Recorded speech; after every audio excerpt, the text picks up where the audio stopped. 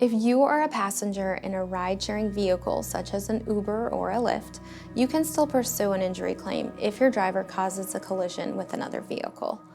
Before you leave the scene, make sure you have some way to verify that you were actually a passenger in the ride-sharing vehicle at the time of the collision.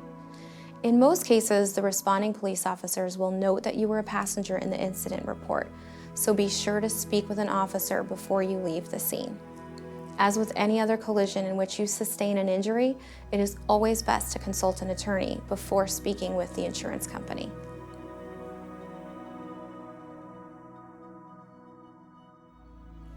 If you're working as a driver for Uber or Lyft, it is important that you know what exclusions might exist in your own personal insurance liability coverage and UM/UIM coverage.